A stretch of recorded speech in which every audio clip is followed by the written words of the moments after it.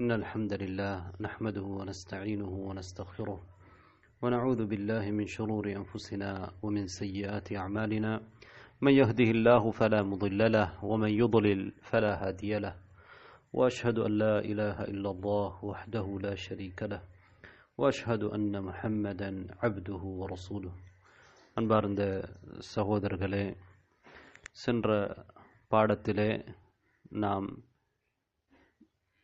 இஸ்லாத்தின் அதாவது மார்க்கத்தின் இரண்டாவது படித்தரமாக இருக்கின்ற ஈமான் சம்பந்தமாக பார்த்தோம். அதிலே கடைசியாக ஈமானுடைய தூண்கள் 6 என்பதையும், அதேபோன்று ஈமானுக்கு பல கிளைகள் இருக்கின்றன என்பதையும் பார்த்தோம். ஈமானுக்குரிய வரைவிலக்கணத்தை பார்த்தோம். அதில் 5 விடயங்கள் உள்ளடங்க வேண்டும் என்று சொன்னோம். இந்த விடயத்தில் ஈமானுடைய 6 தூண்கள் என்பதுதான் மிக அடிப்படையான ஒரு விடயம்.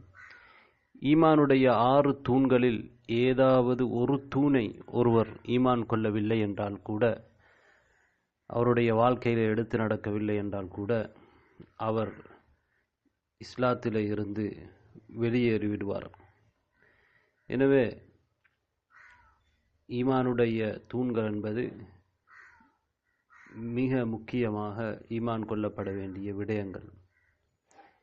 ஈமானுக்கு கிளைகள் இருக்கின்றன என்பதையும் பார்த்தோம். இந்த ஈமானுடைய கிளைகள் என்பது ஈமானை பூர்த்தி செய்யக்கூடிய விடயங்கள், ஈமானை பூர்த்தி செய்கின்ற விடயங்கள். அவை சொற்களாகவோ செயல்களாகவோ உள்ளத்திலே ஏற்படுகின்ற அமல்களாகவோ இருக்கலாம். இந்த ஈமானுடைய கிளைகளை பொறுத்தவரையிலே அதிலே சில கிளைகள் மிக வாஜிபானதாக இருக்கின்றன, கட்டாயமானதாக இருக்கின்றன. ஒருவரிடத்திலே அந்த கிளை இல்லாமல் போய்விடுமே ஆனால், ஈமானுடைய ஒரு கிளை இல்லாமல் போய்விடுமே ஆனால் அவருடைய ஈமானிலே குறை ஏற்படும்.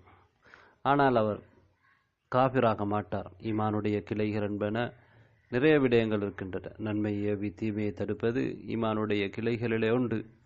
இதே போன்ற பல விடயங்கள். சில அறிஞர்கள் ஈமானுடைய கிளைகள் என்று சில நூட்களை தொகுத்திருக்கிறார்கள். இமாம் பைஹகி ரஹிமஹுல்லா போன்றவர்கள். இதில் ஒருவர் ஈமானுடைய ஒரு பகுதியை, ஒரு கிளையை செய்யவில்லை என்றால், ஒரு அமலை செய்யவில்லை என்றால் அவருடைய ஈமானில் குறை ஏற்படும். அதில் சில கிளைகளை பார்த்தால் அந்த கிளைகள் முஸ்தஹப்பான கிளைகளாக, மார்க்கத்தில் மிக கட்டாயமானதென்றில்லாமல் அதை செய்வது சிறந்தது என்று இருக்கின்ற அமல்களாக இருக்கும். அதுவும் ஈமானுடைய கிளைகளிலே உள்ளடங்கும். எனவே அதை ஒருவர் விட்டதனால் அவருடைய ஈமானிலே முழுமையான ஒரு, அதாவது ஈமான் முழுமையடைவதென்பதில் 2 விடயங்கள் இருக்கின்றன. ஒன்று கட்டாயமாக முழுமையடைய வேண்டிய பகுதி, இன்னொன்று மேலதிகமாக முழுமையடைகின்ற பகுதி. ஒருவர் கட்டாயமான ஈமானுடைய ஒரு கிளையை அவர் விட்டுவிடுவாரே ஆனால் அவருடைய கட்டாயமான வாஜிபான அந்த ஈமானுடைய நிலைமையிலே ஒரு குறை ஏற்பட்டுகிறது. அதனால் அவர் பாவியாகின்றார். அதே நேரத்திலே ஒருவர் முஸ்தஹப்பான, விரும்பத்தக்க, மார்க்கம் வரவேற்கின்ற, மிக கட்டாயப்படுத்தாத, கட்டாய கடமையாக்காத ஒரு ஈமானுடைய கிளையை விட்டுவிட்டால் அவருக்கு பாவம் இல்லை என்றாலும் அதை செய்தால்தான் அவர் ஒரு பூர்த்தியான நிலைமையை அடைகின்றார், மிக பூர்த்தியான ஒரு நிலைமையை அடைகின்றார். எனவே இப்படி ஈமானுடைய கிளைகளை பொறுத்தவரையிலே இதிலே பலவிதமான கிளைகள் இருக்கின்றன என்பதை நாம் தெரிந்து கொள்ள வேண்டும். அடுத்ததாக ஈமான் கொள்ள வேண்டிய அர்கான்கள், ருக்குன்கள் இன்னொரு விடயம், ஈமானுடைய கிளைகளிலே விடயத்திலே நாம் கவனம் செலுத்த வேண்டிய ஒரு விடயம்தான், அதிலே ஒரு கிளையை விட்டால் ஒருவர் இஸ்லாத்திலிருந்து வெளியேற மாட்டார். ஒரு வாஜிபான கிளையை விட்டாலும் கூட அவர் இஸ்லாத்தில் இருந்து வெளியேற மாட்டார். ஆனால் ஒரு ருக்குனை விட்டால் அவர் இஸ்லாத்தில் இருந்து வெளியேறி விடுவார். எனவே இந்த வாஜிபான கிளையை விட்டவர் நாங்கள் ஒரு பெரும் பாவி என்று சொல்லலாம். ஒரு வாஜிபான ஒரு விடயத்தை ஒருவர் செய்தால் விட்டுவிட்டால் அமலை நாங்கள் பெரும்பாவி என்று அவரை சொல்கின்றோம். இந்த பெரும்பாவம் செய்தவரை சில வழிகட்ட கூட்டத்தினர், ஹவாரிஜுகள், முஅ்தஸிலாக்கள் போன்றவர்கள் அவர்களை மார்க்கத்தில் இருந்தே வெளியானவர்கள் என்று சொல்கிறார்கள். ஆனால் அஹ்லுஸ் சுன்னா வல் ஜமாஅவான நாங்கள், சஹாபாக்களுடைய அகீதாவை பின்பற்றுகின்ற நாங்கள் அவ்வாறு சொல்வதில்லை. இது நாங்கள் கவனத்தில் எடுக்க வேண்டிய ஒரு முக்கியமான விடயம். இங்கே நாங்கள் ஈமான் என்று சொல்வதிலே பொதுவாக ஈமான் என்ற சொல்லும் இஸ்லாம் என்ற சொல்லும் ஒரே இடத்திலே வருகின்ற பொழுது ஈமானுக்கு ஒரு அர்த்தமும் இஸ்லாத்துக்கு ஒரு அர்த்தமும் இருக்கிறது. அதாவது இஸ்லாம் என்பது வெளிரங்கமான அமல்களை குறிக்கக்கூடியதாக, தொழுகை, நோன்பு, ஜக்காத், ஹஜ்ஜு, இந்த இஸ்லாத்துடைய மிக முக்கியமான அர்கான்களை குறிக்கின்றதாகவும், ஈமான் என்பது நம்பிக்கை சார்ந்த விடயங்களை குறிப்பதாகவும் இருக்கும். இது இரண்டு சொற்களும் ஒரே இடத்தில் பயன்படுத்தப்படுகின்ற பொழுது இதுதான் நிலைமை. ஈமானுக்கு ஒரு அர்த்தமும் இஸ்லாத்திற்கு ஒரு அர்த்தமும் கொடுப்போம். இஸ்லாம் என்றால் வெளிரங்கமான செயல்பாடுகள், ஈமான் என்பது உள்ளத்தோடு சம்பந்தப்பட்ட அல்லாஹுடைய நம்பிக்கை, மலக்குமார்களை நம்புவது, வேதங்களை நம்புவது, உள்ளத்தோடு சம்பந்தப்பட்ட அமல்களுக்கோடு சம்பந்தப்படுகிறது.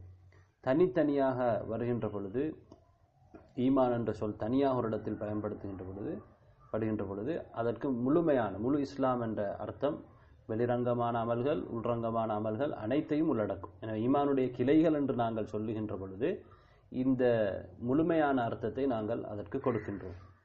அது எங்களுடைய உள்ளத்திலே வருகின்ற நம்பிக்கை சார்ந்த விடயங்களும், அதே போன்று வெளிப்படையிலே நாம் செய்கின்ற அமல்களையும் அது குறிக்கும். எனவே ஈமான் என்பது அதனுடைய வரைவிலக்கணத்திலே நாங்கள் கூறியதை போன்று ஈமான் சொல்லையும் செயலையும் உள்ளத்திலே வருகின்ற அமலையும் நம்பிக்கையும் குறிக்கும் என்பதை பார்த்தோம். அதற்கான ஆதாரங்களையும் பார்த்திருக்கிறோம். எனவே அடுத்ததாக இந்த ஈமானுடைய அர்கான்கள் 6 இருக்கின்றது என்று சொன்னோம். ஈமான் கொள்ள வேண்டிய பிரதானமான முக்கியமான அம்சங்கள் 6 இருக்கின்றன என்று சொன்னோம். அதில் முதலாவது அல்லாஹு தாலாவை நம்பிக்கை கொள்வது, இரண்டாவது மலக்குமார்களை ஈமான் கொள்வது, மூன்றாவது வேதங்களை ஈமான் கொள்வது, நான்காவது தூதர்களை, அல்லாஹ் அனுப்பிய தூதர்களை ஈமான் கொள்வது, ஐந்தாவது மறுமை நாளை, அல்-யௌமுல் ஆஹிர், மறுமை நாளை ஈமான் கொள்வது, ஆறாவது கதா கதிரை, அதாவது அல்லாஹு தாலாவுடைய விதியின் அடிப்படையில் தான் நன்மையும் தீமையும் நடக்கிறது. நல்லது நடந்தாலும் அதற்கு மாற்றமானது நடந்தாலும் இவைகள் அனைத்துமே அல்லாஹு தாலா ஏற்கனவே அறிந்து வைத்திருக்கின்றான். அல்லாஹு தாலா இதற்கு விதித்திருக்கின்றான். இதன் அடிப்படையிலே தான் நடக்கிறது என்று ஈமான் கொள்வது. இதிலே முதலாவது அல்லாஹு தாலாவை பற்றிய ஈமான். அல்லாஹு தாலாவை பற்றிய ஈமான், அல்லாஹுவை நாங்கள் ஈமான் கொள்ள வேண்டும். அல்லாஹுவை ஈமான் கொள்ள வேண்டும் என்பதிலே முக்கியமாக 4 விடயங்கள் உள்ளடங்குகின்றன. அதிலே முதல் விடயம், அல்லாஹு தாலா ஒருவன் இருக்கிறான் என்பதை நாம் ஈமான் கொள்ள வேண்டும். இது ருபூபியாவிலே உள்ளடங்கினாலும் சிலர் பிரித்து சொல்லுவார்கள். அப்ப அல்லாஹு தாலா ஒருவன் இருக்கிறான் என்கின்ற நம்பிக்கை, ஈமான் எங்களிடத்தில் இருக்க வேண்டும். இது முதலாவது. இரண்டாவது, அல்லாஹு தாலா தான் ரப், அல்லாஹுடைய ருபூபியாவை நாம் ஏற்றுக்கொள்ள வேண்டும். அல்லாஹ் மாத்திரம்தான் இந்த உலகத்தை படைத்திருக்கின்றான். அவன்தான் இந்த உலகத்தை ஆட்சி செய்கின்றான். அவன்தான் திட்டமிடுகின்றான். அவன் நினைத்ததுதான் இந்த உலகத்தில் நடக்கிறது. அவன் நாடினால் மழை இறக்குகின்றான், நாடினால் காற்றை அனுப்புகின்றான். அவனுடைய நாட்டத்துக்கு மேலால் எதுவுமே நடக்க முடியாது. முழு அதிகாரமும் அல்லாஹுடைய கையிலே தான் இருக்கிறது என்கின்ற அல்லாஹுடைய செயல்பாடுகளை வைத்து அல்லாஹுவை நாம் ஓர்மைப்படுத்துவதுதான் தௌஹீதுர் ருபூபிய்யா. எனவே முழுமையான ஆட்சி அதிகாரம் அல்லாஹ்விடத்திலே தான் இருக்கிறது. அவன் தான் படைப்பாளன், அவன் தான் ரிஸ்க் கொடுக்கிறான், அவன் நினைத்ததை செய்கின்றான் என்ற இந்த நம்பிக்கையை தான் நாங்கள் தௌஹீதுர் ருபூபிய்யா என்று சொல்கின்றோம். இதிலே நாங்கள் அல்லாஹுவை ஓர்மைப்படுத்த வேண்டும். இதிலே அல்லாஹு தாலாவோடு துணையாக இணையாக எவரும் கிடையாது.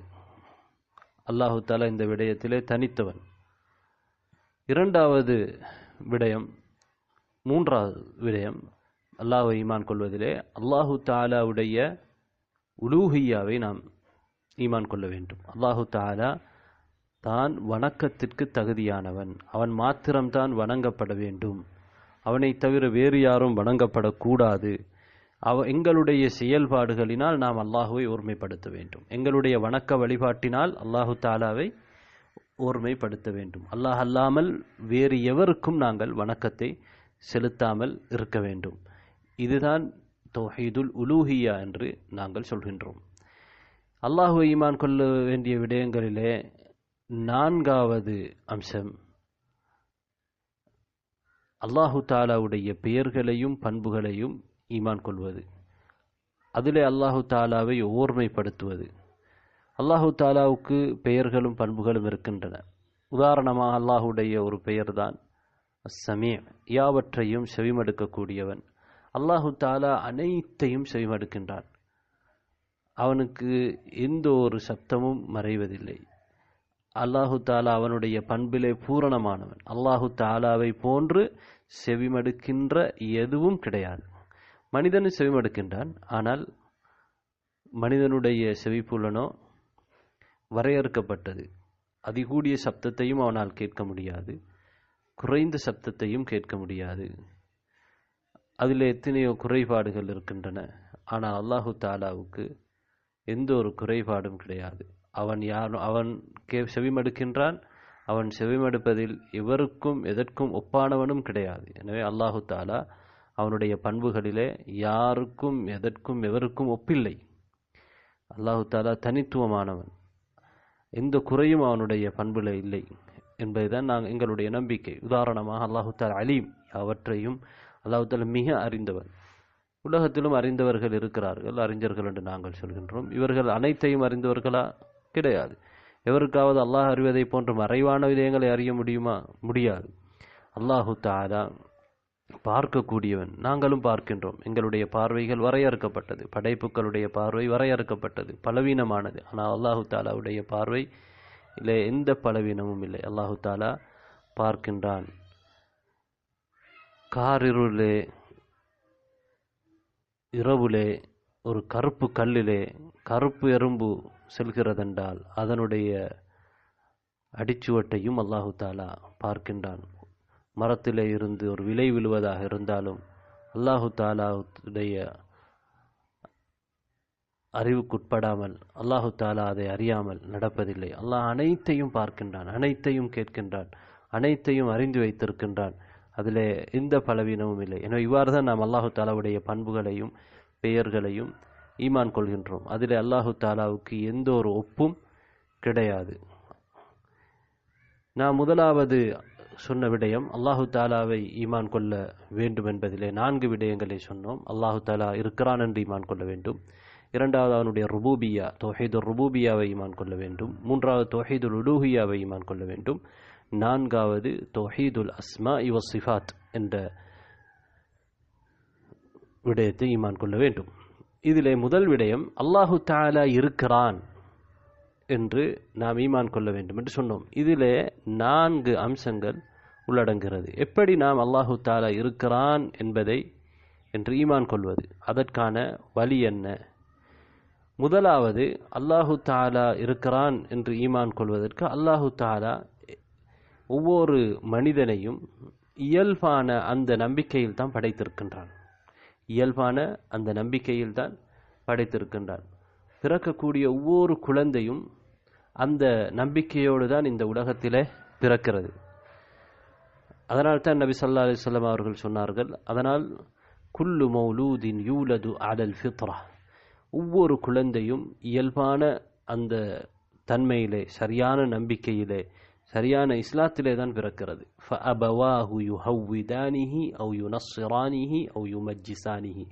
அந்த குழந்தையின் பெற்றோர்கள் தான் அக்குழந்தையை யகூதியாகவோ நஸ்ரானியாகவோ மஜூசியாகவோ மாற்றுகிறார்கள். அவனுடைய சூழல் தான் அவனை மாற்றுகிறது. அந்த சூழல் அவனுக்கு இல்லை என்றால் அவன் இயல்பான தன்மையிலே தான், நல்ல விடயத்தை ஏற்றுக்கொள்கின்ற இறைவன் ஒருவன் இருக்கிறான் என்ற அந்த நம்பிக்கையிலே தான் அவன் வளர்கின்றான். எனவே அல்லாஹு தாலா ஒருவன் இருக்கிறான் என்பது ஒவ்வொரு மனிதனுடைய இயல்பு தன்மையிலும் அல்லாஹு தாலா வைத்திருக்கின்றான். அதனால் தான் உலகத்தில் வாழ்ந்த பெரும்பாலான மக்கள் ஆத்திகர்களாக இருக்கிறார்கள். கடவுள் ஒருவன் இருக்கிறான் என்கின்ற நம்பிக்கையில் தான் உலகத்திலே இருக்கக்கூடிய பெரும்பாலான மக்கள் இருக்கிறார்கள். சிலர் தான் நாத்திகர்களாக, கடவுள் இல்லை என்று சொல்லக்கூடியவர்களாக இருக்கிறார்கள். எனவே இந்த உலகத்தை படைத்த ஒருவன், படைத்து பரிபாலிக்கின்ற ஒருவன், சர்வ வல்லமையும் படைத்த ஒருவன் இருக்கிறான் என்கின்ற நம்பிக்கை தான் உலக மக்கள் அதிகமானவர்களுடைய நம்பிக்கையாக இருக்கிறது. அடுத்ததாக இரண்டாவது, இதன் மூலம் ஒரு மனிதன் இறைவன் ஒருவன் இருக்கிறான் என்பதை நம்புகின்றான். ஃபித்ரா என்பது அதாவது இயல்பு தன்மை. இதைத்தான் நான் இப்போ சொன்னோம். அதாவது இயல்பு தன்மை. உதாரணமாக நீங்கள் ஒரு சிறு குழந்தை இடத்திலே அல்லாஹ் எங்கே இருக்கிறான் என்றால் மேலே இருக்கிறான் என்று சொல்லும். அது இயல்பாக யாருமே அந்த குழந்தைக்கு அல்லாஹ் மேலே இருக்கிறான் சொல்லி கொடுக்காவிட்டாலும் அந்த உணர்வை அல்லாஹு தாலா அந்த உள்ளத்திலே வைத்திருக்கின்றான். எனவே இந்த உணர்வின் மூலமாக அல்லாஹ் ஒருவன் இருக்கிறான் என்கின்ற இயல்பு தன்மை அனைத்து மனிதர்களிடத்திலும் இருக்கிறது. ஒரு மனிதனுக்கு கடும் கஷ்டம் வருகின்ற பொழுது இயல்பாகவே அவன் இந்த இனத்தை, எந்த மதத்தை சேர்ந்தவனாக இருந்தாலும் இறைவனை நோக்கி தன்னுடைய கையை உயர்த்துகின்றான். நாத்திகர்கள் கூட தனக்கு தேவையை உணர்ந்து கடவுள் ஒருவன் இருக்கிறான் என்கின்ற உணர்வுக்கு சில நேரம் தள்ளப்படுகிறார்கள் அப்படியான கட்டங்களிலே. எனவே இயல்பாக அல்லாஹு தஆலா மனிதனுடைய உள்ளத்திலே அந்த தன்மையை வைத்திருக்கின்றான். இரண்டாவது விடயம் என்னவென்றால், எவ்வாறு நாங்கள் அல்லாஹு தஆலா ஒருவன் இருக்கிறான் என்பதை அறிந்து கொள்கிறோம் என்றால், எங்களுடைய புலன்கள் மூலமாக அறிந்து கொள்கின்றோம். எப்படி புலன்கள் மூலமாக அறிந்து கொள்கின்றோம்? நாங்கள் அல்லாஹு தஆலாவிடத்திலே பிரார்த்தனை செய்கின்றோம். அல்லாஹு தஆலாவிடத்திலே கஷ்டத்தை முறையிடுகின்றோம். அல்லாஹு தஆலா எங்களுடைய பிரார்த்தனைக்கு பதிலளிக்கின்றான், எங்களுடைய கஷ்டத்தை நீக்குகின்றான். நபி அவர்கள் ஹுத்பா செய்து கொண்டிருக்கின்ற நேரத்தில் ஒருவர் வந்து, அல்லாஹ்வுடைய தூதர் அவர்களே, எங்களுக்கு பஞ்சம் ஏற்பட்டு விட்டது, மழை வரவில்லை, மழை வேண்டி அல்லாஹ்விடத்திலே பிரார்த்தியுங்கள் என்று சொன்னபொழுது நபி அவர்கள் இரு கரங்களையும் உயர்த்தி பிரார்த்தித்தார்கள். உடனேயே நபி அவர்கள் மிம்பரிலே இருந்து இறங்குவதற்கு முன்னால் மழை பொழிந்தது. ஒரு வாரம் பொழிந்து கொண்டிருந்தது. அடுத்த வாரம் இன்னொருவரோ அல்லது அதே நபித்தோழரோ என்ன சொல்கிறார்? அல்லாஹ்வுடைய தூதர் அவர்களே, கடுமையான மழை பொழிந்ததன் காரணமாக அழிவு வந்துவிட்டது, மழையை நிறுத்துமாறு பிரார்த்தியுங்கள் என்றார்கள். நபி அவர்கள் உடனே கை உயர்த்தி பிரார்த்தித்தார்கள். எனவே இது எதை காட்டுகிறது என்றால், அல்லாஹு தஆலா ஒருவன் இருக்கிறான், அவன் அடியார்களுக்கு பதிலளிக்கிறான். இது எங்களுடைய வாழ்க்கையிலும் நாங்கள் அன்றாடம் பார்க்கக்கூடிய விடயம். எனவே நாம் பிரார்த்திக்கின்ற பொழுது எங்களுடைய பிரார்த்தனைக்கு பதில் கிடைக்கிறது. அதே போன்று எவ்வாறு இறைவன் ஒருவன் இருக்கிறான் என்று மனிதன் அறிந்து கொள்கிறான் என்றால், அவனுடைய புத்தியை வைத்து அறிந்து கொள்கின்றான். எவ்வாறு புத்தியை வைத்து நாம் இறைவன் ஒருவன் இருக்கிறான் என்பதை அறிந்து கொள்கின்றோம்? இந்த உலகத்திலே இருக்கின்ற படைப்புக்களை நாங்கள் பார்க்கின்றோம். இந்த படைப்புக்கள் எவ்வாறு உருவானது? உலகத்திலே எந்த ஒரு பொருளாக இருந்தாலும் அதை உருவாக்குகின்ற ஒருவர் கட்டாயம் இருக்க வேண்டும். நீங்கள் உலகத்திலே எந்த பொருளை பாருங்கள், அதிலே யாரும் அதனை உருவாக்காத எந்த பொருளும் கிடையாது. யாராவது அதனை உருவாக்க வேண்டும். எனவே இவ்வளவு பிரமாண்டமான சூரியன், சந்திரன், இந்த கடல்கள், இதிலே பூமியிலே உள்ள மரங்கள், இந்த மனிதன், மிருகங்கள், பறவைகள், இவைகளெல்லாம் இயல்பாகவே உருவாகியது என்று ஒருவன் சொன்னால் அவனை விட மடத்தனமானவன் யாரும் இல்லை. ஏனென்றால் இவைகளை உருவாக்கிய ஒருவன் கட்டாயம் இருக்க வேண்டும். நாங்கள் ஒரு இடத்திலே புகை வருவதை பார்த்துவிட்டு என்ன சொல்கிறோம்? அந்த இடத்திலே நெருப்பு பத்துகிறது என்று சொல்கின்றோம். ஏன்? நாங்கள் நெருப்பை காணாமலே நெருப்பு பத்துகிறது என்று சொல்கிறோம். அதே போன்று அல்லாஹு தாலாவை நாங்கள் காணாவிட்டாலும் அல்லாஹு தாலா இருக்கிறான் என்பதற்குரிய அடையாளமாக அல்லாஹுடைய படைப்புகள் இருக்கின்றன. இந்த படைப்புகள் மிக திட்டமிட்டு ஒழுங்கமைக்கப்பட்டிருக்கிறது. சூரியனை பார்க்கின்றோம், அது மனிதனுக்கு எவ்வளவு தேவையாக இருக்கிறது. சூரியன் இல்லாவிட்டால் மனிதன் உயிர் வாழ முடியாது. சூரியன் இதை இருக்கின்ற இடத்தை விட சற்று நெருக்கமாக இருந்தால் எங்களால் உயிர் வாழ முடியாது. அதைவிட தூரமாக இருந்தாலும் இந்த உலகத்திலே அழிவு ஏற்படும். அதே போன்று சந்திரனை பார்க்கின்றோம். இவைகள் ஒன்றோடொன்று மோதிக்கொள்வதில்லை, திட்டமிட்டு அதனுடைய பாதையிலே ஒவ்வொன்றும் சென்று கொண்டிருக்கிறது. பூமியை பார்க்கின்றோம். பூமியிலே மரங்கள் முளைக்கின்றன, மனிதன் வாழ்ந்து கொண்டிருக்கிறான், இந்த மிருகங்கள் வாழுகின்றன. இவைகளுக்கு தேவையானவைகளை அல்லாஹு தாலா வைத்திருக்கின்றான். இவைகள் எப்படி திடீரென்று உருவாக முடியும்? ஒரு நாளும் முடியாது. இவைகளை திட்டமிட்டு ரப்புல் ஆலமீன், இந்த உலகத்தை திட்டமிடுகின்ற அல்லாஹு தாலா அமைத்திருக்கிறான் என்பதை ஒரு மனிதன் அவனுடைய சிந்தனையால் புத்தியால் விளங்கிக் கொள்ள முடியும். மனிதன் நாங்கள் பார்க்கின்றோம், அவன் சிறு குழந்தையாக இருந்து தண்ணீர் துளியாக இருந்து ஒரு சதை பிண்டமாக மாறி, இரத்த கட்டியாக இருந்து மாறி, சதை பிண்டமாக மாறி மனிதனாக உருவாகின்றான். இவைகளை யார் உருவாக்குவது? இவைகள் எப்படி உருவாகிறது? இதற்கான திட்டமிடலை செய்தவன் யார்? இதை உருவாக்குகின்றவன், படைக்கின்றவன் யார்? இவைகளெல்லாம் அல்லாஹு தாலா தான். எனவே இதனை இவராலும் படைக்க முடியாது. அல்லாஹு தாலா ரப்புல் ஆலமீன் படைக்கின்ற ஆற்றல் மிக்கவன், திட்டமிடக்கூடியவன். அவனுக்கு தான் அனைத்து அதிகாரமும் இருக்கிறது. எனவே இந்த உலகத்திலே எந்த ஒன்றும் தான் தோன்றியாக தானாக உருவாகக்கூடியவையாக கிடையாது. அவைகள் அனைத்துமே அல்லாஹு தாலாவுடைய படைப்புகள் தான். நாங்கள் செய்கின்றவையாக இருந்தாலும் நாங்கள் இல்லாமையிலே இருந்து ஒன்றை உருவாக்க முடியாது. இல்லாமையிலே இருந்து எந்த ஒன்றும் இல்லாமல் நாங்கள் யாராலும் எவராலும் ஒன்றும் உருவாக்க முடியாது. அல்லாஹு தாலாவுடைய படைப்பை எடுத்துத்தான் அவர் என்ன செய்ய வேண்டும்? ஏதாவது ஒன்றிலிருந்து இன்னொன்றை உருவாக்க முடியும். அதையும் அல்லாஹு தாலா தான் படைக்கின்றான். எனவே ஒரு மனிதன் அவனை சிந்தித்து பார்த்தால், அல்லாஹுடைய எந்த படைப்புகளை அவன் சிந்தித்து பார்த்தாலும் அல்லாஹ் ஒருவன் இருக்கிறான் என்பதை அவன் புரிந்து கொள்வான். எனவே எங்களுடைய புத்தி என்ன சொல்லும்? ஒரு நாளும் இந்த படைப்புகளை தானாக உருவாகவில்லை, அதை கற்பனை பண்ணவும் முடியாது. தானாக உருவாகுவதை யாரோ ஒருவன் உருவாக்கி இருந்தால்தான் இவைகள் உருவாக முடியும் என்பதை முடிவுக்கு வரலாம். எனவே இந்த பாடம் பெரிய அளவிலே நாம் நீடித்து கொண்டு செல்ல முடியாது. அதற்கு அல்லாஹு தஆலா குர்ஆனிலே கேட்கின்றான், அம் ஹுலிகு மின் கைரி ஷைஇன் அம் ஹுமுல் ஹாலிகூன். அவர்கள் எந்த ஒன்றும் இல்லாமல் படைக்கப்பட்டார்களா, அல்லது அவர்களே அவர்களை படைத்து கொண்டார்களா? அவர்கள் தான் படைப்பாளர்களா என்று அல்லாஹு தஆலா கேட்கின்றான். இரண்டில் ஒன்று அவர்கள் எந்த ஒன்றும் இல்லாமல் படைக்கப்பட்டிருக்க வேண்டும், அல்லது அவர்கள் அவர்களை படைத்து கொண்டிருக்க வேண்டும். இது இரண்டுமே இல்லை என்றால் மூன்றாவது அல்லாஹ் அவர்களை படைத்தான் என்பதை ஏற்றுக்கொள்ள வேண்டும். இதைத்தான் அல்லாஹு தாலா அந்த வசனத்திலே சுட்டிக்காட்டுகிறான். அதே போன்று அல்லாஹு தாலாவை அறிகின்ற நான்காவது வழி என்ன என்றால், அல்லாஹு தாலாவுடைய மார்க்கம், அல்லாஹு தாலாவுடைய வேதம், அல்லாஹு தாலா அனுப்புகின்ற நபிமார்கள், அவர்கள் சொல்கின்ற விடயங்கள். இதிலே அல் குர்ஆனை நீங்கள் எடுத்து பார்த்தால் அதிலே ஒவ்வொரு வசனத்திலும் அல்லாஹு தாலா ஒருவன் இருக்கிறான் என்பதற்கான ஆதாரம், அல்லாஹு தாலா இருக்கிறான் என்பதற்கான சான்று இருப்பதை நாங்கள் பார்க்கலாம். அல்லாஹு தாலா அவனுடைய மார்க்கத்தை நபிமார்கள் மூலமாக அனுப்பி வைத்தான். இந்த நபிமார்கள் காட்டிய அற்புதங்களை பார்க்கலாம். இந்த நபிமார்கள், ஒவ்வொரு நபிமார்களும் பல அற்புதங்களை காட்டினார்கள். அதே போன்று அல்லாஹு தாலா போட்டிருக்கக்கூடிய சட்டங்களை நாங்கள் பார்க்கின்றோம். அற்புதமான சட்டங்கள், மனிதனுக்கு எந்த அளவுக்கு மிக பொருத்தமானதாக இருக்கிறது என்பதை பார்க்கின்றோம்.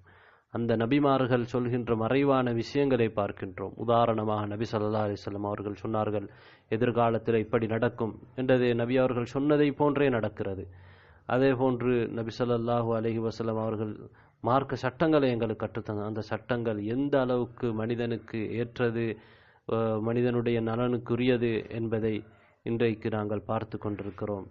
எங்களுடைய சிந்தனையால் நாங்கள் சிந்தித்து பார்த்தால், ஆய்வு செய்து பார்த்தால், அதை தவிர வேறு எதுவும் சரியாக இருக்க முடியாது, அது எந்த சட்டமாக இருந்தாலும் சரி. எனவே அன்பார்ந்த இஸ்லாமிய சகோதரர்களே, அல்லாஹு தஆலாவை, அல்லாஹ் இருக்கிறான் என்பதை ஈமான் கொள்வதற்கு, அவனை அறிந்து கொள்வதற்கு இப்படி பல வழிமுறைகளை சொல்வார்கள். எனவே இன்ஷா அல்லாஹ் அடுத்த பாடத்தில் சந்திப்போம்.